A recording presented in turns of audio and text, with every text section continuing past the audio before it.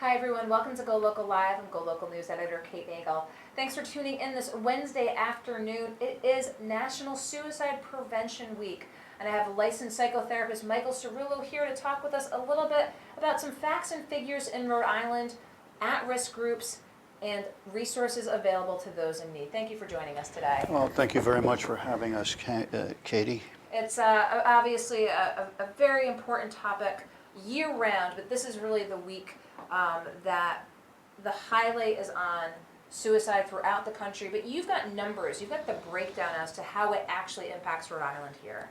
Well, yes, indeed. To start with, if we look at it nationally, there are 123 deaths by suicide a day on a national level. And in Rhode Island, we have one death by suicide every 3 days. And very importantly, we know that suicide has a huge ripple effect. It affects, as the research says, it affects 135 people when someone dies by suicide. So you're here today to talk with us again about, there's some groups in particular that seem to be at high risk that we know of, whether it's first responders, police, fire, veterans. Let's talk a little bit about those. Obviously, very stressful positions folks are put in, and commensurately see some suicide levels there as well. Again, tell us about these folks being at risk. Well, let's start with veterans and military. They are very highly affected by suicide. We know that somewhere between 20 and 23 veterans daily die by suicide. And what's even more remarkable is that we learned that only 22 to 25% of them have sought help with the VA. And that's because of stigma. That's because of the stigma of not being able to take it. Stigma is huge when it comes to mental illness. Stigma is huge as a barrier to seeking treatment. When it comes to the risk factors for suicide, like post-traumatic stress disorder, like substance use. So in my experience, in my practice, when I'm working with veterans or police or fire, and those professions have very high rates of suicide when you consider the number of people involved in them. So by the time they get to me, an awful lot of them have delayed accessing treatment, you know, and so stigma, fear of the unknown, fear of the unknown on their own part about what's going on, and fear of the unknown on the people who are interacting with them, and then of course a lack of information. Have we done, as a society done a better job or improving of removing that stigma for seeking help? Certainly from the time I was diagnosed with a significant mental illness back in the late 70s, you know, certainly since suicide almost got me twice. Stigma has been significantly reduced, but we have an awful long way to go. It is a huge challenge for especially young people. You know, in Rhode Island, suicide is the second leading cause of death. And again, in Rhode Island, for ages 35 to 54, it's the fourth leading cause of death. And over that age, 55 to 64, the eighth leading cause of death. High school students in Rhode Island consider seriously suicide. 16% of them on an annual basis. 14% have made a plan. And sadly, 11% of them succumb to suicide. This is where we've gotten better. The Department of Health has done a wonderful prevention job in this area. We've gotten better. But as we say in South County, where we want a huge zero suicide grant to conduct a zero suicide program, to bring awareness to hospital emergency rooms, to primary care docs about the vital role they can play in screening for depression, and then following up when there's a clear risk of suicide. Let's talk a little bit about that zero suicide program. As you said, a competitive grant, one of only in New England, Only one in New England. to, again, have these resources available to health professionals. As you said, screening for risks. Tell us a little bit about that. I mean, the goal, you hear zero suicide, obviously to reduce that number to that zero. Give us a little bit about that programmatic breakdown as to how that looks when you're working with health professionals throughout South County. Okay, so Healthy Bodies, Healthy Minds of Washington County won these 2 grants, one for zero suicide and one to bring even more mental health first aid training to South County. And what zero suicide is about is a kind of a response to the reality that we know that many, many people who die by suicide had visited a primary care doc within 6 months of the event. Okay. So we realized, the zero suicide people nationally have realized that if we can get screening tools, we can get support for primary care docs into place, then we're going to be much better. So we have Dr. Rob Harrison, a retired ER doc, who is spearheading that for us in South County. He can speak directly from his own lived experience in terms of what he's dealt with in an ER to this and to his colleagues, his other medical professionals. So that thrust is going on right now. That program is a 5-year program. Okay.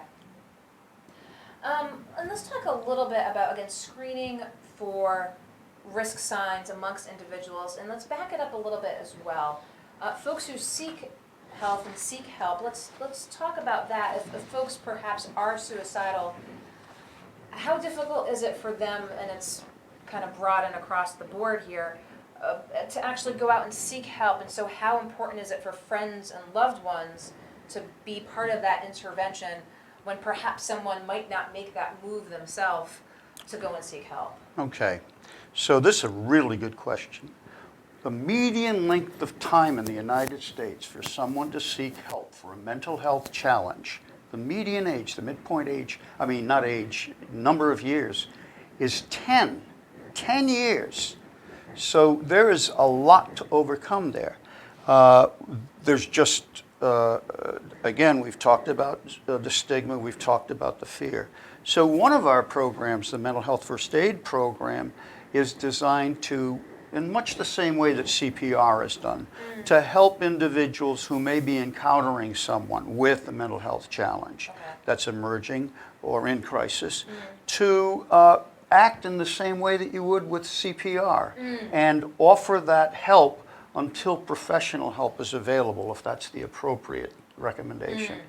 These folks, when we train them, it's an 8-hour training, these folks are able to develop a well-informed relationship that's non-threatening, non-judgmental, and at some point help that person move toward treatment if it's not a crisis. If it's a crisis that's a risk, suicidal risk or other form of harm, then they learn how to push, when to make that 911 call. They learn how to ask the question as directly as possible. Are you thinking about killing yourself? Unambiguously. That is critical. To ask the question. You've got to ask the question that way. It can't be, are you thinking about harming yourself? Are you considering, are you thinking about what it would be like to not be around? Are you thinking about suicide? And if that answer is unambiguous, if it's clear that that's what they're saying, then how are you thinking about it? Have you a plan? Do you have the means?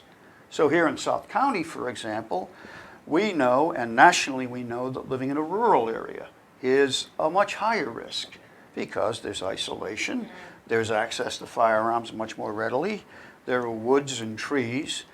One of the things I hear often when I ask that question from young people is they're thinking about doing it by driving into a tree or a bridge abutment. So asking that question is critical. If someone responds, if they say, yes, I am, that is the point that you call, is it not, to get them help?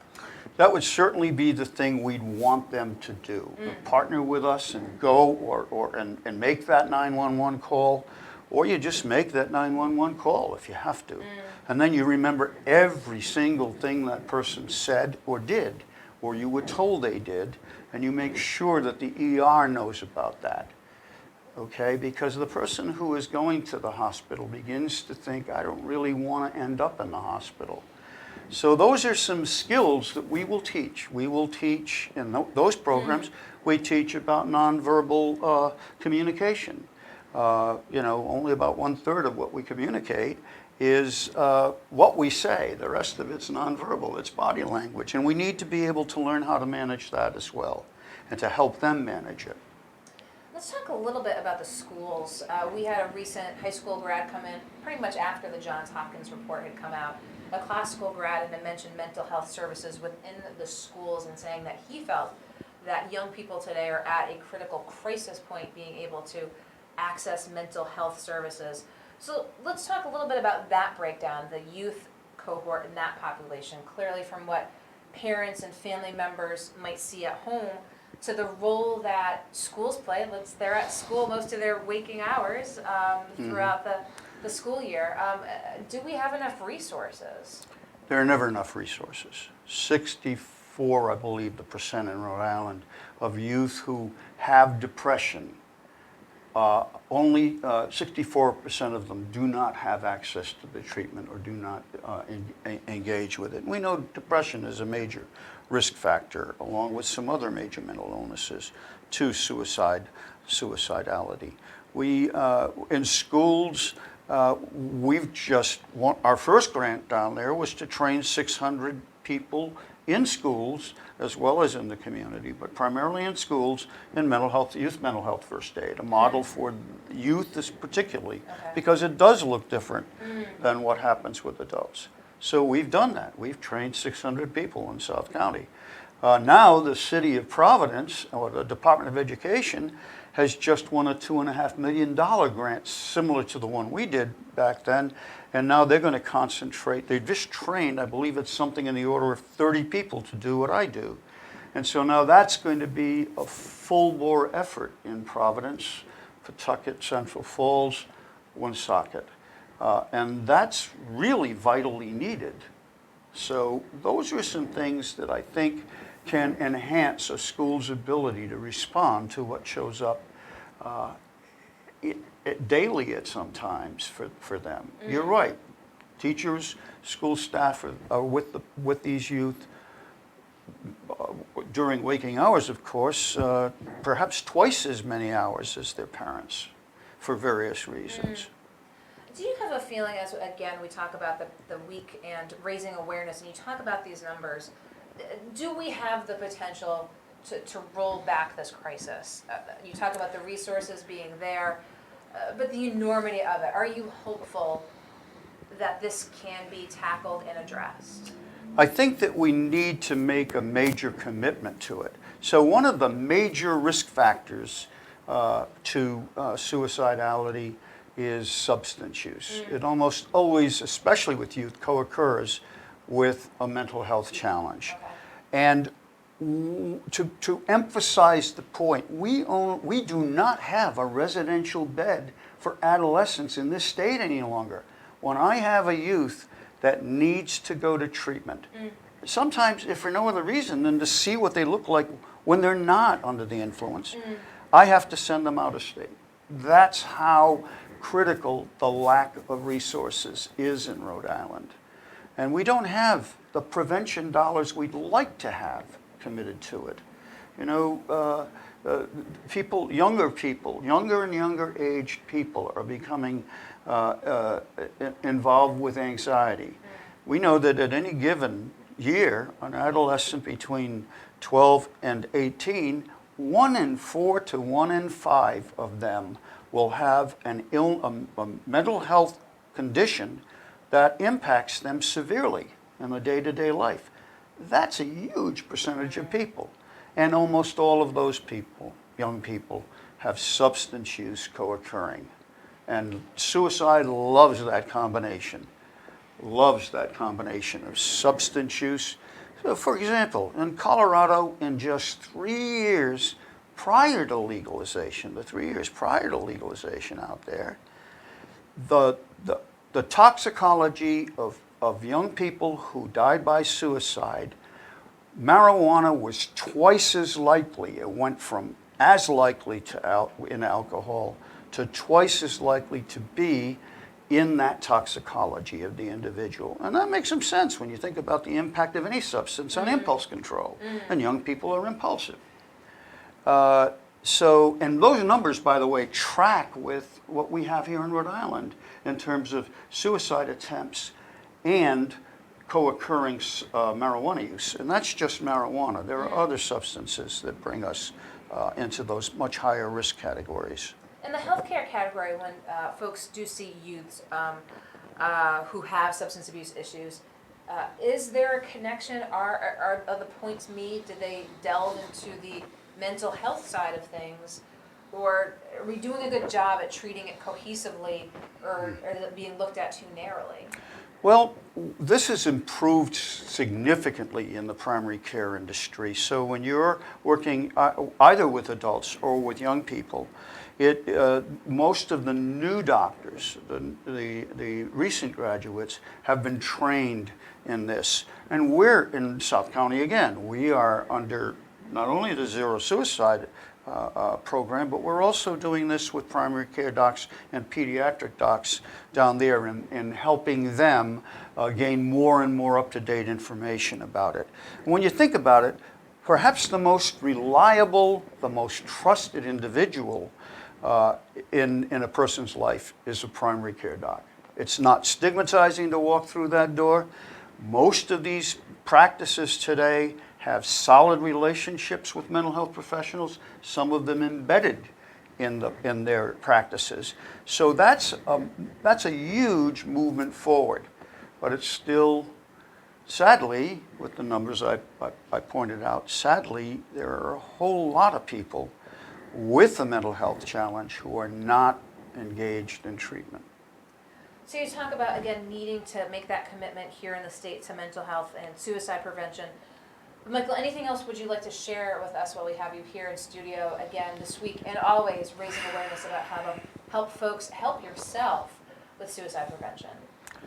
So the best thing you can do is to talk about it and keep talking about it. It's a myth that talking about suicide with someone who may or may not be suicidal is going to give them the idea that they should engage with suicide. Okay? The second thing that's important is to externalize it.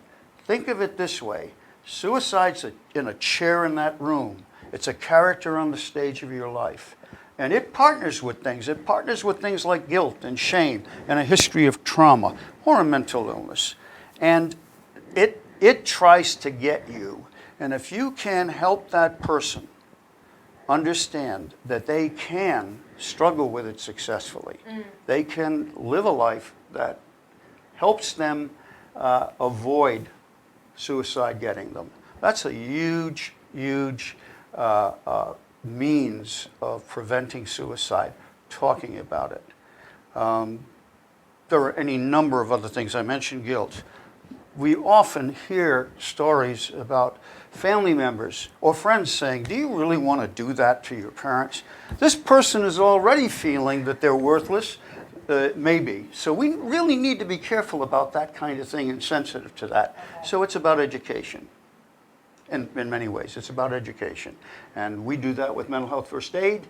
It can be done in a number of ways. In the Zero Suicide program, there's a program that's an hour and a half training that Dr. Harrison conducts. It's called QPR, Question, Persuade, Refer.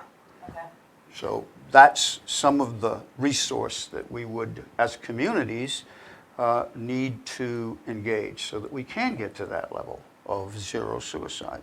Well, I appreciate your taking the time to come in, again, go over some of those numbers, what's taking place here in Rhode Island to address the issue, and as you mentioned, things that folks should really take away from this, from your expertise as a licensed psychotherapist. So Michael Cerullo, thank you so much for taking the time to come in. Katie, thank you. I appreciate it. And thank you for watching here on GoLocal Live. Of course, we'll be back with more shortly, but in the meantime, find us at golocalprov.com and find us on Facebook as well. And we'll see you soon. I'm GoLocal News Editor Kate Nagel.